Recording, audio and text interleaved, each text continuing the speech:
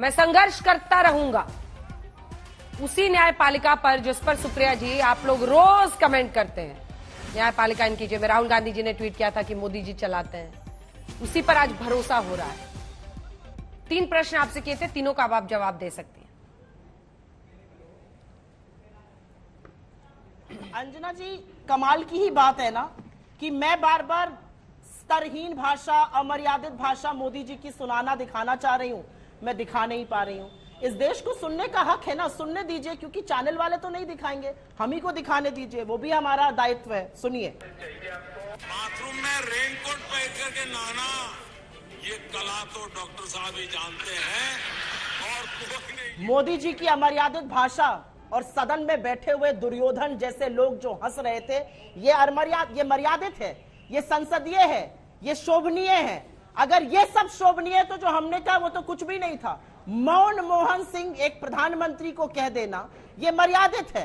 मतलब तुम करो तो लीला और हम करें तो पाप, ये नहीं चल सकता है। अगर आप सार्वजनिक जीवन में इज्जत चाहते हैं तो पहले इज्जत देना सीखिए। हमें आपसे कोई भी व्यक्तिगत आक्षेप नहीं है। और बहुत स्लिप ऑफ टंग होता है, आपसे भी हुआ है, आपने भी माफी मांगी, स्लिप ऑफ टंग करके माफी मांग के आगे बढ़ जाते हैं लोग। आप पुलिस भेजते हैं, 150 लोगों को टारमैक पे पैरामिलिट्री को उतारते हैं। ये क्या दिखाता है? ये दिखाता है कि तानाशाह कितना घबराया, कितना बौखलाया हुआ है। अगर तानाशाही कहीं पर फेल होती है तो घबरा जाते हैं। हेमंत बिस्व शर्मा ये नहीं देख रहे कि मिजोरम और असम के बीच में गोलीबारी हो रही है। योगी ये नहीं देख रहे कि अनएम्प्लॉयमेंट लेवल बढ़ के 4% के ऊपर पहुंच गया है, लेकिन यहां पर FIR करने में सब उस्ताद बने हुए। क्या बना रहे हैं आप इस देश को? मजाक बना के रख दिया। पूरा करें। इसीलिए इंग्लिश में एक सेइंग है, elect a clown and expect a circus. कहा जाता है elect a clown and expect a circus. सारे देश को तमाशा बनाकर रख दिया है, और ये मैं डंके की चोट पर कहती हूं। जवाब दीजिए गौरव भाटिया जी।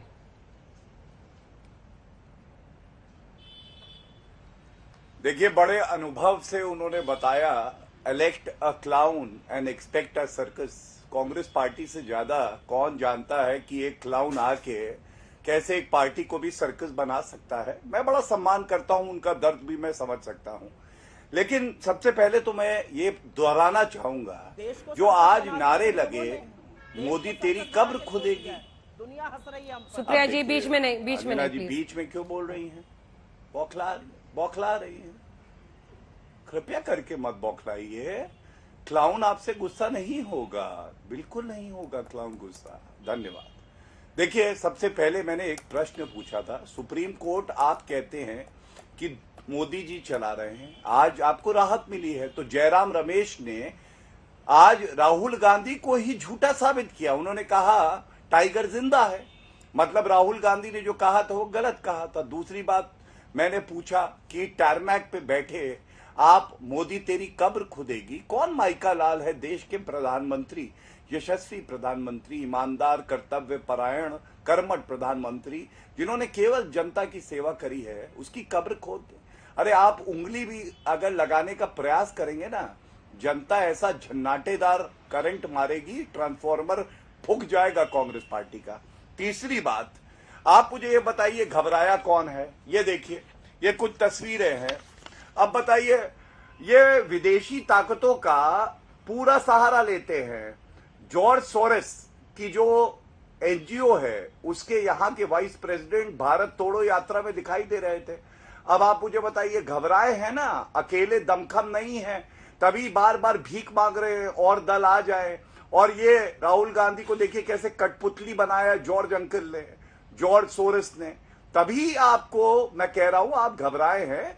थोड़ा आराम करिए, फिर से सोचिए, विचारिए, नई राजनीति, नई ऊर्जा के साथ दोबारा आइएगा 2039 में या 2059 में। अभी तो आप में दमखम नहीं है। तीसरी बात, मैंने बताया 2007 में अंजना जी, मौत का सौदागर सोनिया गांधी ने कहा था, कोई FIR नहीं थी प्रधानमंत्री जी के खिलाफ, नरेंद्र मोदी जी जब वहां मुख्यमंत्री थे, ना उनके खिलाफ कोई और मुकदमा चल रहा था। मौत का सौदागर अगर बुलाया अच्छा था क्या? अगर हम आज आपको बोले, हमने तो कहा आपसे, आपने कहा खूनी पंजा, अरे 84 के दंगों का खून तो आप ही के हाथ पे लगा है ना। राजीव गांधी का वक्तव्य याद करिए, इसीलिए कहा जाता है एफआईआर नहीं दर्ज कराई और जगदीश टाइटलर को आपने अभी फिर से एक कमेटी में डाल दिया। ये क्या दर्शाता है कि वाकई खूनी बन जाए। दूसरा, रेनकोट पहनकर नहाने वाली बात करी।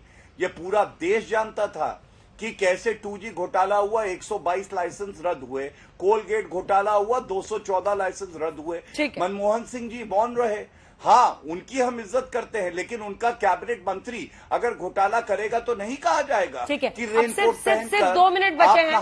गौरव जी, सिर्फ 2 मिनट बचे हैं। 60 सेकंड आप दोनों को दे रही हूँ। पहले सुप्रिया जी 60 सेकंड में बोल रहे हैं, फिर 60 सेकंड में आप अपनी बात बोलिएगा। 60 सेकंड शुरू हुआ आपका सुप्रिया जी।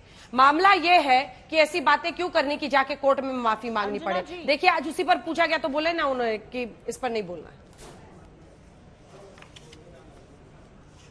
इस देश का विदेश मंत्री माफी कब मांगेगा ये कहने के लिए कि हम छोटी अर्थव्यवस्था हैं और चीन बड़ी अर्थव्यवस्था और हम उससे लड़ नहीं सकते हैं। आपने एक वक्तव्य से इस देश के हर सैनिक का जो सरहद पे खड़ा होकर इस देश की सुरक्षा करता है उसका मनोबल, उसका हौसला तोड़ने का काम किया है। आपने इस देश में 20 जवानों की शहादत का बदला $100 बिलियन ट्रेड डेफिसिट चाइना के साथ बढ़ाकर दिया है। आप कहते हैं हम छोटी अर्थव्यवस्था है। सिकंदर और पोरस की भी लड़ाई हुई थी और याद है ना उस लड़ाई में क्या हुआ था। आपकी हिम्मत कैसे हुई चीन का नाम लेकर चीन को गौरवान्वित करने की, ये मैं पूछना चाहती हूँ। क्या जयशंकर जी ने मोदी जी को बोला कहो कोई घुसा हुआ नहीं? आपने ठीक है गौरव जी, आपका 60 सेकंड शुरू हो रहा है यहाँ पर आकर। ठीक है गौरव जी 60 सेकंड। हाँ, धन्यवाद। देखिए, हाँ, मैं केवल इतना ही कहूंगा, राहुल गांधी को कान पकड़ के माफी मांगनी चाहिए और जिंदगी भर उसको कोई भारतीय माफ नहीं करेगा जिसने कहा हमारी वीर सेना पिट गई।